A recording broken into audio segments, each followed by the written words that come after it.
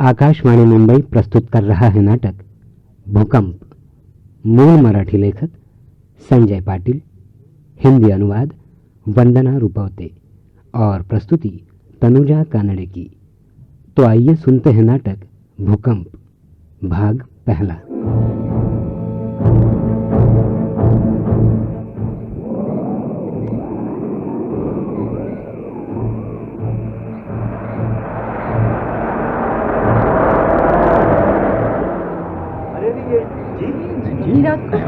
कौन हो सकता है? वेंकट फोंसेका सर हो सकते हैं क्या? कमाल है, इतनी रात को राउंड पर। आंध्र प्रदेश के इस भूकंपग्रस्त क्षेत्र का तो नसीब खुल गया। स्टॉप नॉनसेंस सुमित्रा, कुछ समझने से पहले कमेंट्स ना किया करो। अगर फोंसेका सर हुए और उन्होंने तुम्हारी बात सुन ली तो? हाँ सच है सुमित्रा, बिल्कुल सच है। वेंकट बिल्कुल सही कह रहा। अरे यह तो अपने दाभोलकर सर हैं। ओह, ये तो कमाल हो गया। वाह, आप इस समय और यहाँ सर? क्यों वेंकट, मुझे नहीं आना चाहिए था? नहीं सर, मेरा कहने का यह मतलब नहीं था। अब आप आ गए हैं तो रिलीफ वर्क में बहुत मजा आ जाएगा। आप नहीं आए ऐसा कौन चाह सकता है? Yes sir. सर, आपका और मैनेजमेंट का तो झगड़ा हो गया था ना? आंध्र प्रदेश के इस भूकंपग्रस्त क्षेत्र में रिलीफ वर्क के लिए जाना ही नहीं चाहिए था, ऐसा आप ही ने दर्शाया था ना? अरे सुमित्रा, मैं तो नौकरी का गुलाम हूँ। बॉस ने आदेश दिया और मैंने अपना बैग कंधे पर रखा और अब यहाँ। लेकिन सर, इतनी रात को कैसे? आप मुंबई से कब निकले थे? कल सुबह। आज दोपहर को विजयवाड़ा पहुंचा। स्टेशन पर फोंसेका आया था। शर्मा यहाँ के कैंप से 2 दिन पहले ही चला गया। इस वजह से स्टाफ में यहाँ कोई नहीं है और आप बच्चे अकेले हो गए, इसलिए तुरंत 4 बजे की बस से निकलने के लिए कहा। बस मैंने बस पकड़ी और निकल पड़ा। विजयवाड़ा से आप 4 बजे चले थे सर? तब तो आपको यहाँ और भी जल्दी आ जाना चाहिए था। अभी तो रात के 11 बज रहे हैं। हाँ, वो भी एक मजेदार किस्सा है। फोंसेका ने कहा उस पद से तुम सेंट मैरीज चर्च उतर जाना, वहां से सिस्टर नोरा तुमको जीप से कैंप तक ले जाएगी। लेकिन इस तेलुगु भाषा ने सब गड़बड़ कर दी। कंडक्टर क्या बोलता रहा मुझे कुछ समझ में नहीं आया और मैं जो पूछ रहा था वो उसकी समझ से परे था। फिर सर? फिर क्या, सेंट मेरी पीछे छूट गया। जब 5 किलोमीटर आगे पहुंचा तब जाकर मुझे पता चला और मैं उतरा। फिर? हारमोनियम और ये 2 बड़े बड़े बैग लेकर अकेला अंधेरे में पद यात्रा करता आ रहा हूं। सर, फिर ये जीप? सेंट मेरी की है। मैं जब वहां खाना खा रहा था तब ये जीप आई और मैं खाते खाते ही कैंप की तरफ चल पड़ा। खाते खाते सर? हाँ, लेकिन सिस्टर नोरा मुझसे कह रही थी कि आपका स्टाफ यहीं रुका है और जिस कमरे में वो लोग रह रहे हैं आज रात मैं इस्तेमाल कर सकता हूँ। इसका मतलब है शर्मा यहाँ रात को कभी रुकता नहीं था क्या? नहीं सर।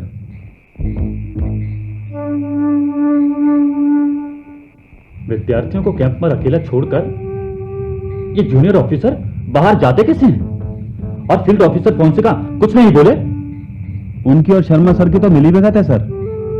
इतनी मिली भगत थी शर्मा की और फिर भी 2 दिन पहले शर्मा कैंप छोड़कर क्यों चले गए? लगता है दोनों की किसी बात पर खटक भी गई। लेकिन किस बात पर? वो तो पता नहीं सर, पर अभी तुरंत 2 नंबर कैंप पर शर्मा जी को ज्वाइन करने के लिए बोला है फोंसेका सर ने। सर, अब आप आ गए हैं तो हम बेफिक्र हो गए हैं। अब से सही रिलीफ वर्क होगा। सर, हाँ सर। रमेश जी, तुम्हें मिलाकर कुल कितने लोग हैं यहाँ? 17 लोग हैं सर। 17? लेकिन मेरी नजर में तो 16 दिखाई पड़ रहे हैं। सर वो दिव्या बाहर गई हुई है सर। बाहर? क्या मतलब? सर बाहर से कोई आता है गाड़ी लेकर और हर तीसरे दिन दिव्या उन्हीं के साथ बाहर जाती है और सुबह आती है सर। क्या मतलब है तुम्हारा रमेश? रिलीफ वर्क के लिए आई एक लड़की इस तरह नए प्रदेश में आकर गैर पुरुष के साथ रात भर बाहर रहती है और फोंसेका? उन्हें पता है सर। और इतना सब कुछ जानते हुए फोंसेका इस और कोई ध्यान नहीं दे रहे हैं? सर दिव्या को ले जाने वाला कोई और नहीं, झेडपी सदस्य का लड़का है सर। तो क्या हुआ? सर, किसी को भी रात बाहर बिताने की इजाजत नहीं देनी चाहिए। सभी को कैंप में ही होना चाहिए। हमें वो आदमी बिल्कुल पसंद नहीं है। फोनसेका सर तो कुछ कहते ही नहीं, तो हम क्या कर सकते हैं सर? उफ, राष्ट्रीय अंतर्राष्ट्रीय स्तरों पर नामचीन अपनी ये संस्था, फोनसेका जैसे 10-15 गैर जिम्मेदार फील्ड ऑफिसर इस तरह की हरकतें करते रहे तो मुमकिन है इस संस्था का नाम भी ना बचे। खैर रमेश जी अब तक के काम की क्या स्थिति है? सर, सुबह 10 से 5 तक हम अपना काउंटर खुला रखते हैं और आसपास के 3 गांव है वहाँ में मिल्क पाउडर और ये डबल रोटी जो है वो बांटते हैं। और अभी 5 ही दिन पहले हमने फूड फॉर वर्क शुरू किया है। यानी भाई सही सही बताओ, काम क्या शुरू किया है? सर, इस विनाशक भूकंप में घर, इंसान, जानवर, इन सब की हानि हुई है। लेकिन अब नसीबी कहो इस बात का कि खेतों पर जो लोग सोने गए थे वो तो बच गए और इन फसलों में तो सूर्यमुखी और करेले की फसल को कोई नुकसान नहीं पहुंचा है। और भूकंप ग्रसित लोगों में जो बच गए हैं सर, उनको ये फसल बचाने के लिए हम गेहूं और थोड़े से रुपए देकर कुछ मदद पहुंचाने की कोशिश कर रहे हैं। ठीक है वेंकट, रात के समय कुछ मीटिंग वगैरह रखते हो कि नहीं? क्यों विनय? चर्चा के लिए कोई विषय ही नहीं होता, बेकार में मीटिंग रखने का क्या फायदा सर? अच्छा रमेश, बताओ यहाँ आसपास की स्थिति कैसी है?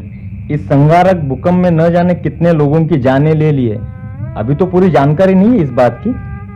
हाँ सर, इसी वजह से आसपास अब भी कई लाशें पड़ी हुई हैं। शव हटाने का कुछ काम संघ वाले, आनंद मार्गी जैसी समाज कल्याण की कुछ संस्थाएं कर रही हैं, ऐसा रिपोर्टर ने कहा है। सर, अपने गांव के आसपास शव वैसे के वैसे ही पड़े हैं। अरे इस संहारक भूकंप ने तो भयभीत करने वाला संहार किया है। धरती में आई दरार ने जो कुछ भी था उसे निगल लिया है।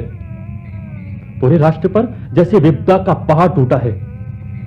पूरी दुनिया के सेवा भाव के लिए व्रतस्थ सामाजिक संस्थाओं के विद्यार्थी मुंबई से आंध्र प्रदेश में विशेष रिलीफ कार्य के लिए आए हैं और अड़ोस पड़ोस का प्रलय विनाश देखकर भी तुम्हारी आंखों पर इतना बड़ा पर्दा?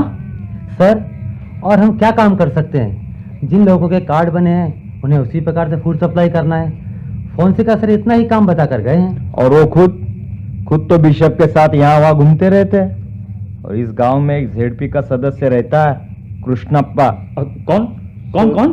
कृष्णप्पा सर, अभी कुछ देर पहले ही उसका जिक्र चला था। दिव्या को लेकर जाने वाला व्यक्ति और कोई नहीं सर, कृष्णप्पा का ही लड़का है।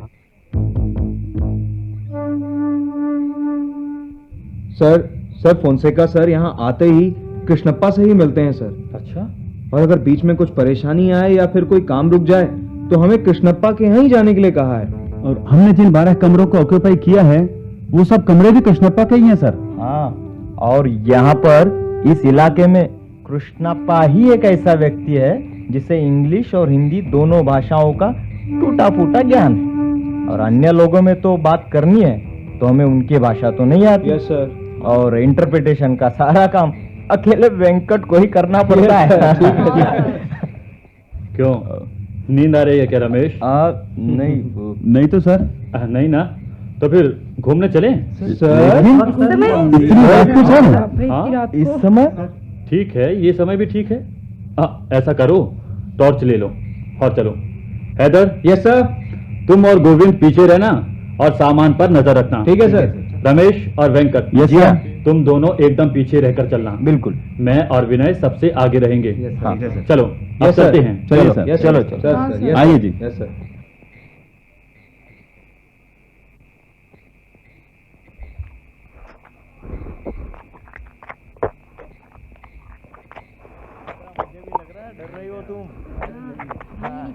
नहीं, सुमित्रा डर नहीं रही है तो खुशी में कांप रही है।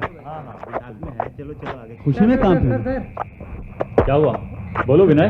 सर, आगे एक छोटे बच्चे की लाश पड़ी है। हाँ सर। मैंने आज 2 बार देखी है। पक्के रास्ते से थोड़ी दूर पर है। लाश वहीं पर होगी, ये पक्का है। लाश पड़ी है? मैं ऐसा करता हूँ, पक्के रास्ते पर टॉर्च से रोशनी डालूंगा। Yes sir. विनय, तुम अपने अंदाज से उस जगह पर रोशनी फैलाते रहना, ठीक है? सर जरूर। रुकिए, वो देखिए, वो रही लाश। सब रुको। हाँ भैया। हाँ चलो, हम लोग उस तरफ चलते हैं। चलिए।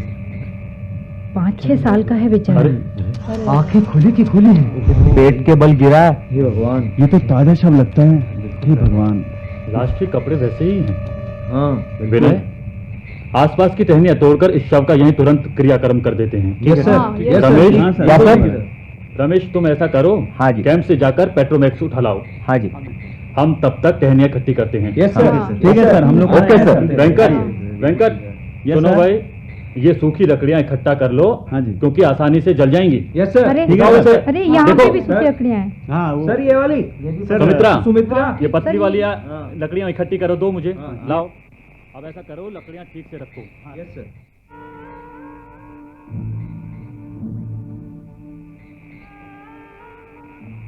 सुमित्रा, आग तुम दो, आओ आगे।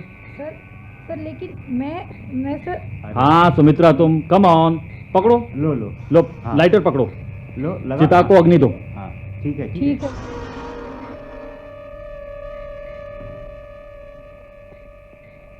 अब सभी नीचे बैठ जाओ।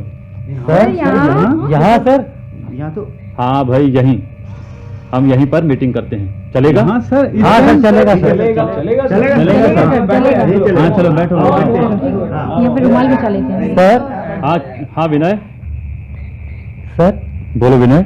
सबसे पहले हमें समझाइए कि ऐसे समय पर हमें क्या काम करना चाहिए।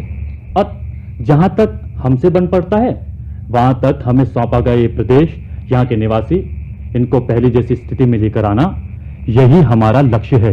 ये सही है सर। और सबसे पहले हमें आपसी भावनात्मक संबंध निर्मित करने होंगे। आप तो स्वेकियों के कारण जीवित बचे पीड़ित व्यक्तियों के जर्जर मन पर सबसे पहले सहानुभूति की फूंक मारनी होगी। लेकिन कैसे कैसे भावनात्मक संवाद कैसे होगा? हाँ, हमें उनकी और उन्हें हमारी भाषा तो आती नहीं। ये भी ठीक है सर। Right sir. ठीक है। भाई इसी विषय पर तो मेरा मैनेजमेंट से तीखा मतभेद हुआ था। तेलुगु भाषा की ओरिएंटेशन कोर्स देने के बाद ही बैचेज यहाँ भेजने चाहिए, ऐसा मेरा मत था। लेकिन मैनेजमेंट ने मेरी बातों को सुना अनसुना कर दिया। जाने दो। अब हमें इस स्थिति में क्या करना चाहिए वो सुनो। यस सर बताइए। देखो भाई, आदि मानव को कहाँ आती थी भाषा, फिर भी वो रहा ना समूह के बीच। कैसे? कैसे सर? परस्पर सामंजस्य से ही वो पला और बढ़ा, है ना? अगर पहले सहृदयता का निर्माण किया गया हो तो भाषा स्वयं अपने आप विकसित हो जाएगी। और फिर वो भाषा लौकिक अर्थ से भिन्न ही क्यों ना हो, फिर भाषा हाव भाव की होगी, इशारों की, या मन के भीतरी गर्मा की। वेरी नाइस, वेरी नाइस, ठीक है। वेरी नाइस सर, वेरी क्या नाइस। है, सही बात। लेकिन याद रहे, बिल्कुल। अन्न, वस्त्र और मकान देने के साथ साथ नई आशा जगाए बगैर हमारा ये रिलीफ वर्क अधूरा है, समझे? ठीक है सर। यस सर समझ गए। अरे हाँ, एक बात और करनी है तुम सबको कल से। वो क्या सर? हर कोई अपनी डेली डायरी लिखने की कोशिश करेगा। Yes sir. सारे दिन की सारी घटनाओं को व्यक्तिगत अनुभवों की रोशनी में याद करके इस डायरी में रिकॉर्ड करना है। जानते हो क्यों? क्यों क्यों सर? सर? क्योंकि समय निकल जाने के बाद इन्हीं बेजान कागजों से ये सबक मिलेगा कि हमारा अतीत कितना जीवंत था। Yes sir okay. बिल्कुल ठीक है सर। बिल्कुल ठीक है, ठीक ठीक है।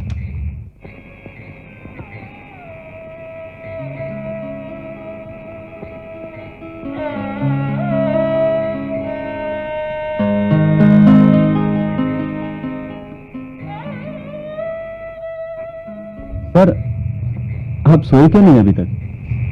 अरे भाई, नींद मुझे आएगी ऐसा लगता नहीं। तुम सो जाओ वेंकट। इस सारी दौड़ धूप में तो जैसे हम सबकी नींद ही उड़ गई है। अरे रमेश, सबकी उड़ी नहीं। तुम भी नहीं सोए? नहीं सर।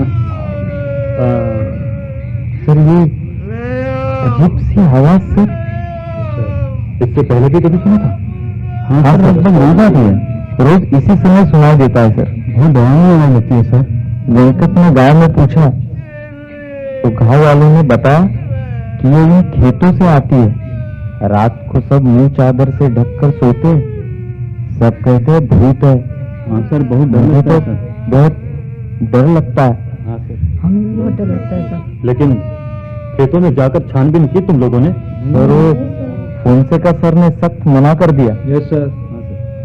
हाँ, चलो हम सब जाकर देखते हैं। टॉर्च, लाठी और हाँ, एक चाकू भी साथ रख लेना। ठीक है हाँ, सर। चलिए सर। अच्छा चलिए सर, चलिए चलिए। आइए। वो तो फोनसेका सर तो कहते थे कि जब सारे गांव वाले कह रहे हैं तो उसमें जरूर कुछ सच होगा। हाँ सर। ऐसी बातों को नजरअंदाज करना सीखो। हाँ सर, बताया था।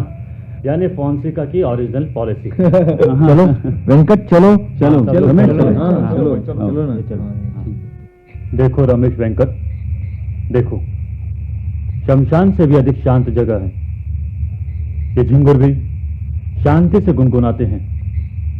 आसपास सिर्फ निर्जीव मिट्टी है, राख और मृत शरीरों की अस्थियां। सुनो, यह आवाज उस कटीली झाड़ी के पीछे से आ रही लगती है। चलो उस तरफ चलते हैं, आओ सब लोग। चलिए I do believe in these spirits. अरे यार, ये स्पिरिट विरिट कुछ नहीं होता। अगर है ना तो भी हम लोग है ना यार तेरे साथ। चलो झाड़ियों के बीच उस दरार से झांक कर देखें, कुछ दिख सकता है। चलो आओ। कोई आदमी बैठा है।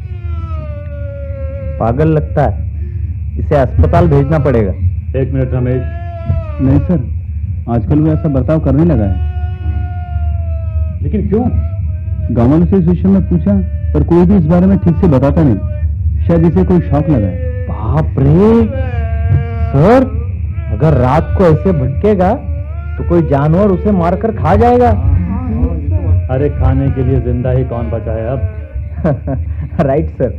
अरे यार, रोज मेरी नींद उड़ती थी, ये आवाजें सबको तंग करती थी, पर सभी मुंह चादर से ढककर तनकर सोने का नाटक करते थे। हाँ यार, मेरी भी यही प्रॉब्लम थी, पर मैं किसी की पहल करने का इंतजार कर रहा था। चलो कल से नींद तो आएगी। हाँ यार। इतनी जल्दबाजी में फैसला मत करो रमेश। रमेश, अरे यहाँ इतनी उथल पुथल हो गई कि कान और आंखें खुली नहीं रखोगे तो जिंदगी की नींद खो दोगे तुम। जो दिख रहा है और जो सुनाई दे रहा है उस पर चादर ओढ़ने की गंदी आदत अपनाए तो बहुत कुछ सहन करना पड़ सकता है तुम्हें। रात होने पर भी बदन टिकाने की फुर्सत नहीं मिलेगी। यस सर, सही है। Anyway, Venkat, yes sir. वो अर्जुनप्पा भाग जाने से पहले क्या बड़बड़ा रहा था? वह कह रहा था फिर से भूकंप होगा, प्रलय होगी, सर्वनाश होगा।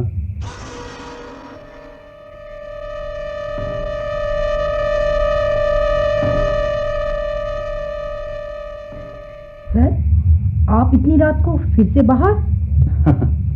हाँ, अपने पैरों को थोड़ा ढीला करके आ रहा हूँ बस। लेकिन तुम सोई नहीं?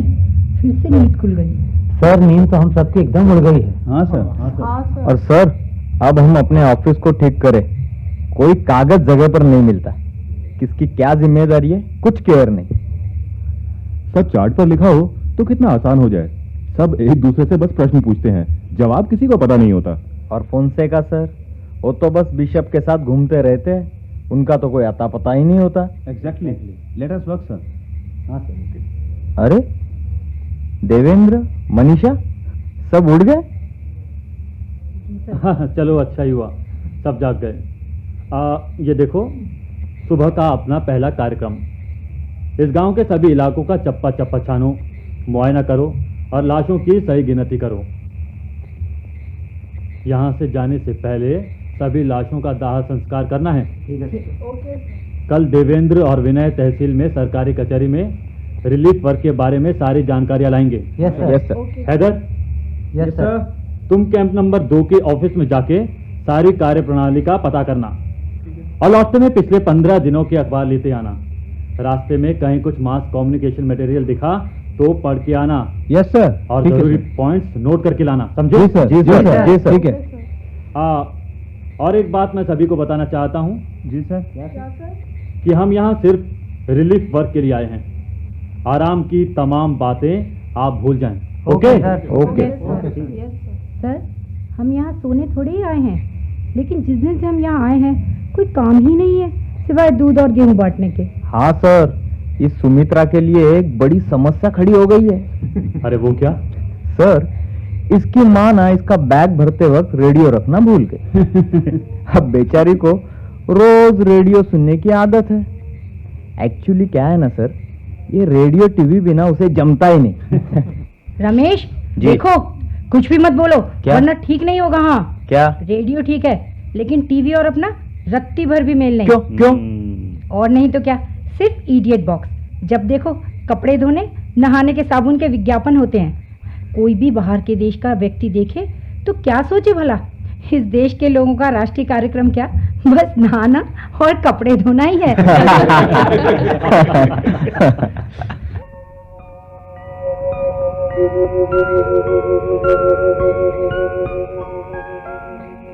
सर, सब कब के सो गए हैं?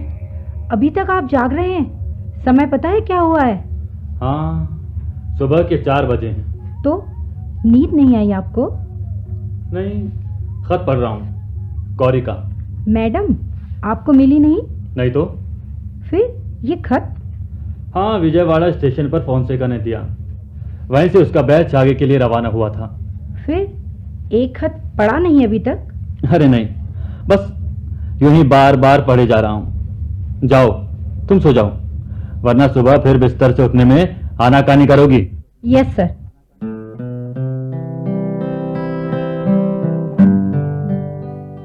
भास्कर, जब से यहाँ आई हूँ तभी से हर दिन मैं बिखर रही हूँ। आसपास घटा ये सारा भीषण संघार देखा नहीं जाता मुझसे। भूकंप के प्रकोप से कुछ भी नहीं बच पाया है। विशाल से विशाल मंदिरों की प्रचंड दीवारें तक चकनाचूर हो गई हैं। हर एक गांव में 1000 आदमी मरे पड़े हैं। अभी कल ही एक गांव से एक आदमी साथ में छोटे मासूम 7 बच्चे लेकर कैंप में आया था। 200 लोगों की आबादी का वो छोटा सा गांव, और जीवित बचे कुल 7 छोटे मासूम बिलखते बच्चे। रह रहकर बरबस रोने लगती हैं आंखें। क्या करूं? आते ही हम जुट गए हैं अपने काम में। ये कैंप तुलना में काफी बड़ा है। सभी अलग 2 राज्यों से आए हुए हैं। कुल मिलाकर हम 60 लोग हैं। यहाँ हमारा पूरा बैच 2 ग्रुप्स में विभाजित हुआ है। तुम याद आ रहे हो, रह रहकर आंखों के सामने दिख रहे हो हर वक्त। भूकंप के झटकों ने यहाँ की सारी संस्कृति के अस्थिपंजर ढीले कर दिए हैं। मेरा तुम्हारा प्रेम ये किस जलजले ने निगल लिया रे। एक दिन भी अगर तुम्हारा फोन नहीं आता था तो पूरी पूरी रात बैठी रोती रहती थी मैं, कॉलेज के उन तमाम वर्ष में। और अब तो बस डर ही लगा रहता है, तुम्हारे मिलने की कल्पना भर से भी। हम दोनों जब भी मिलते हैं तब बस बहस की जंग छिड़ जाती है। न चाहते हुए भी तुम समझौता करना तो जानते ही नहीं। जैसे जैसे वक्त गुजर रहा है वैसे वैसे तुम्हारे इस पक्ष की धार और तेज होती जा रही है। ये क्या हो गया है हमारा रे? तुम उग्र से उग्रतर होते चले गए हो। वैसे तुम्हारा पक्ष कभी भी गलत नहीं होता रे, लेकिन उसे सिद्ध करने के लिए तुम बस बहस का पहाड़ खड़ा कर देते हो या एक सैद्धांतिक सनसनी फैला देते हो। सुनो राजा, उसकी उपेक्षा करना सीख लो राजा। जाने भी दो, तुम कब सुनते हो मेरी जो अब सुन लोगे। हमारा बैच यहाँ से निकलेगा तो शायद तुम्हारा यहाँ पहुँच जाएगा, तब शायद हम एक दूसरे से क्रॉस होंगे। मैं तुम्हारा स्वागत तेलुगु में करूंगी। उसके बाद हम आपस में बिल्कुल चुप रहेंगे। अगर एक दूसरे से बात करेंगे तो उलझ जाएंगे। सोचो तो, बहस ना हो तो हम दोनों कितने भले लगते हैं। पर हम मिलेंगे ना कि नहीं? कहीं ऐसा तो नहीं कि मुंबई छोड़ते छोड़ते फिर मैनेजमेंट के समक्ष कोई नया बवाल खड़ा कर दिया तुमने? सच, तुम्हारा रत्ती भर भी भरोसा नहीं है मुझे। तेलुगु भाषा के ओरिएंटेशन कोर्स वाली तुम्हारी राय बिल्कुल दुरुस्त थी, लेकिन ऑफिसर्स ने अनसुनी कर दी तो तुरंत महायुद्ध छेड़ने की तैयारी क्यों? हाँ, नींद से अब उठकर देखो, तेलुगु भाषा सीख ही गई ना। बहरहाल पत्र यहीं समाप्त करती हूँ। फिर से टेंशन हो रही है। अपना ध्यान रखना। कह रही हूँ पर तुम रखोगे नहीं मालूम है मुझे। अब मैं तुम्हारा ख्याल रखने को नहीं तुम्हारे साथ, तो क्या तुम बिल्कुल अपनी चिंता करना छोड़ दोगे? तुम्हारी गौरी।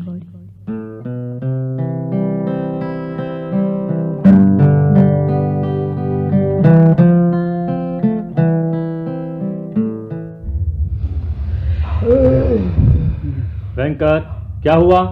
सर, मैंने गांव वालों से गांव की सीमा रेखाएं जांच ली हैं और कुछ गांव के नक्शे भी हासिल किए हैं। उसकी मदद से हम कल घूम सकते हैं। और हैदर? उसे मैंने केरोसिन की व्यवस्था करने सेंट मैरी भेज दिया है। चर्च की जीप से वापस आएगा सर। सुमित्रा? जी सर, 3 गांवों की सीमा रेखाओं के अंदर कम से कम 1100 शव होंगे ऐसा अंदाज है। रमेश और मैंने आते आते देखा। सर, बहुत सी लाशें घरों की दीवारों में दबी है और कुछ तो आधी बाहर झांक रही है। कुछ जगह हाथ पैर ऊपर दिख रहे हैं। वो लाशें बाहर खींच कर निकालनी होगी और उसका दाह संस्कार भी करना होगा। उसकी तुलना में ऊपर पड़ी हुई जो लाशें हैं ना, उन्हें जमा करके उनका दाह संस्कार करना बहुत आसान है। रमेश, लगता है छोटे छोटे ग्रुप्स बनाने पड़ेंगे। जी सर, हर एक ग्रुप को दिन में कम से कम 18-20 लाशों का दाह संस्कार करना होगा। ये बाहर कौन आया है? सेंट मैरी की jeep. Sir sir Haider? Sir, मिट्टी का तेल मिला नहीं सर, हम लोगों ने बहुत ढूंढा। क्यों? Hello Bhaskar. Hello mister Fonseca. Bhaskar, no one should be allowed to leave the camp site. कोई बाहर नहीं जाएगा। बाहर के सब काम तुम संभालो। और दूसरी बात, यहाँ के सारे सेटअप्स बदल गए हैं ऐसा पता चला है। You should have discuss with me before doing anything of this sort. आपको पहले मुझसे पूछ लेना चाहिए था। लेकिन डिस्कस करने के लिए आप थे कहां? ओके ओके, पर अब तो तुम बता ही सकते हो। यस सर, कैंपस के छोटे छोटे ग्रुप करने की मैंने सोची है। गांव की सीमाएं, गांव के नक्शे सब समझ लिए गए हैं। सूर्यफूल और करेले की फसल निकालने के लिए गांव वालों को प्रेरित करने का प्रयत्न भी करूंगा। लड़कों ने पूरी मेहनत करने की ठान ली है, पर कैंप में हर बात की कमी है। मिट्टी के तेल की कमी। अरे कम से कम लड़कियों को तो नहाने के लिए गर्म पानी मिल जाता। खाना बनाने के लिए भी कोई आदमी नहीं। गांव वालों को गेहूं, पैसे, दूध, पाउडर देते देते कैंप वालों ने ही 3 पत्थरों का चूल्हा बनाकर चावल पकाया है। Don't expect comforts. You are here on relief work, समझे? Sir, I am only asking for the basic minimum. There is a chaos here. नहीं क्या? जो यहाँ उपलब्ध है वो काफी है। ऐसा ही समझकर काम करने की कोशिश करो। वैसी ही कोशिश भी है। तुम्हें अधिक से अधिक सुविधा कैसे मिले इसकी मुझे भी चिंता है, पर पहले भूकंपग्रस्त लोगों को देखो। और हाँ, तुम एक काम करो भास्कर, अब इस जीप में जितने भी लड़कों को ले जा सकते हो ले जाओ। 4-5 घंटे आसपास घुमा कर लाना, लड़कों को भी प्रलय का पता चलेगा। हो सके तो घूमते घूमते जिसुजा के कैंप तक जाकर आओ। और आप? आपके आने तक मैं यहीं रुकूंगा। मुझे कृष्णप्पा से काम है।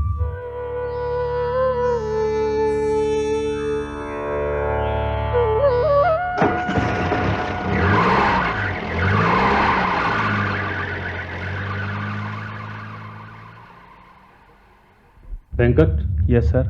देख रहे हो, भूकंप के विध्वंस से मटिया मेट कर दिया सब कुछ। रास्ते के साथ साथ जली हुई लाशों की राख, धरती में आधी धसी लाशें, उजड़े हुए नामशेष गांव, ये सब एक तरफ, और दूसरी तरफ सूर्य फूल और करेले की हरी पीली लहलहाती फसल से पौ लगी जमीन। एक तरफ प्रलय के विनाश से चीथड़े चीथड़े हुआ अस्तित्व का टुकड़ा, तो दूसरी तरफ लहलहाती फसल से सजी धजी पीली धरती। ये दोनों ही कुदरत के ही रूप हैं। कुदरत ने सिर्फ एक नजर टेढ़ी की तो श्रेष्ठता की डींगे हाँकने वाला मानव देखो तो कैसे मटिया मेट हो जाता है। कुदरत जैसे जैसे विशाल प्रलयंकारी हो जाती है, वैसे वैसे मानवीय कृतत्व और कल्पना शक्ति क्षीण हो जाती है। बस यही सच है।